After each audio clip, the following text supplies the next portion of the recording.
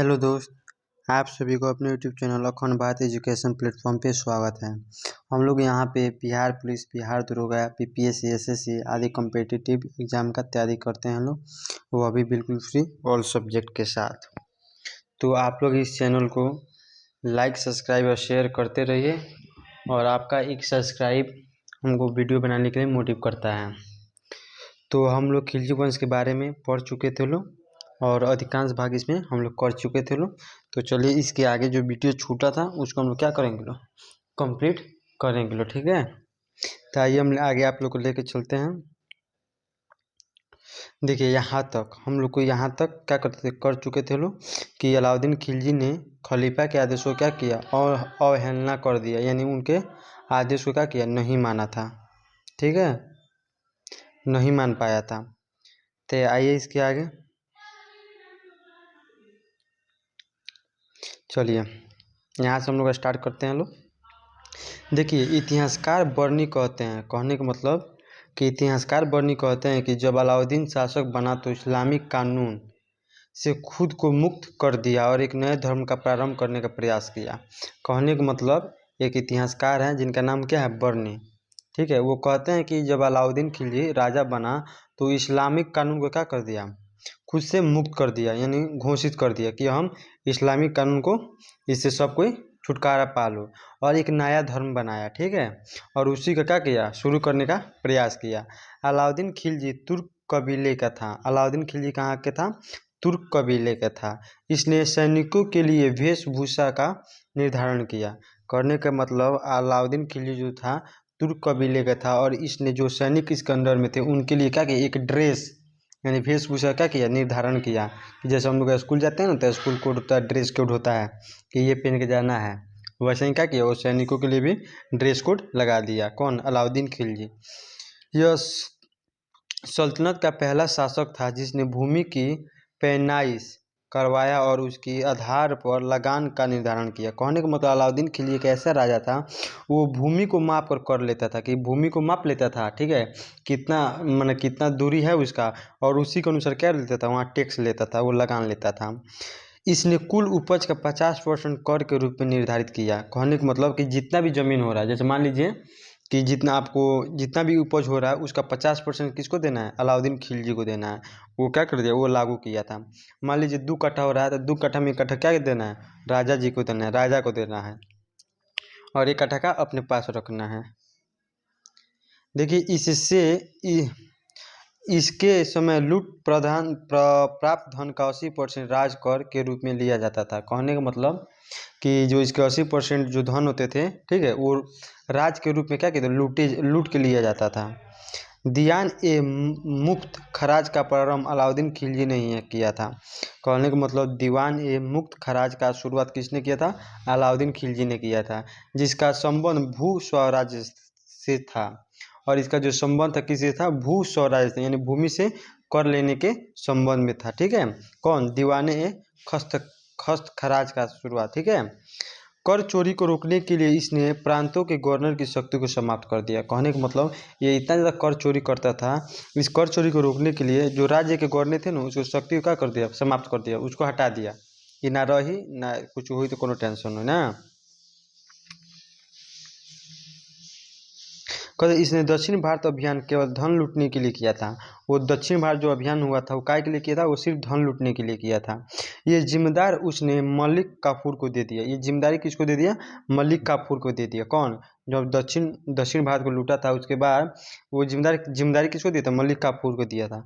सर्वप्रथम उलेमा वर्ग के प्रभाव से स्वतंत्र होकर शासन करने का श्रेय अलाउद्दीन को प्राप्त है। कहने का मतलब सर्वप्रथम उलेमा वर्ग के प्रभाव से, ठीक है, स्वतंत्र रूप से जो शासन किया था वो व्यक्ति कौन था, अलाउद्दीन खिलजी को दिया जाता है, ठीक है।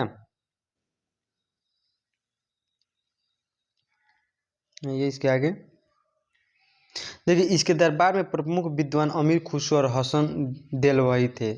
इनके दरबार में 2 विद्वान थे। कौन, एक प्रमुख विद्वान कौन था, अमीर खुसरो था, और दूसरा कौन था, हसन देलहवी, ठीक है। यह अपनी राजधानी सीरी के पास स्थापित किया था। अलाउद्दीन खिलजी की जो राजधानी था कहाँ था, दिल्ली के पास एक सीरी था, ठीक है, उसी के पास अपने राजधानी को बनाया था। सीरी पहले किसको, दिल्ली के आसपास था। यह नगद वेतन, अस्थायी सेना, घोड़ा दागना, सैनिक की हुलिया, बाजार नियंत्रण का यह मूल नियंत्रण प्रभाव किया। कहने का मतलब वेतन में नगद वेतन देना, पैसा देना, अस्थायी सेना को रोकना, घोड़ा का दागना, सैनिकों की हुलिया या ड्रेस को बदल देना, बाजार पर नियंत्रण करना। ये शुरुआत कौन किया था? अलाउद्दीन खिलजी ने किया था। इसने मंगोलों से निपटने के लिए लौ एवं रक्त नीति अपनाया था। मंगोलों से निपटने के लिए कौन सा नीति अपनाया था? लौ और रक्त नीति अपनाया था। कौन? अलाउद्दीन खिलजी। इसी के समय राशनिंग प्रणाली लागू हुआ था। इसी के समय कौन सा राशनिंग प्रणाली लागू हुआ था? आप लोग राशनिंग के बारे में जान रहे होंगे अगर आप लोग साइंस के स्टूडेंट होंगे लो तो, ठीक है। इसी के शासन काल में सर्वाधिक मंगल आक्रमण हुए थे और अलाउद्दीन खिलजी के काल में ही सबसे अधिक क्या हुआ था? मंगल आक्रमण हुआ था, ठीक है। सबसे अधिक क्या हुआ था? मंगल का आक्रमण हुआ था। भारत पर अंतिम आक्रमण था। कहने का मतलब जो मंगलों ने जो सबसे ज़्यादा आक्रमण किया था वो भारत पर क्या था? अंतिम आक्रमण था, ठीक है।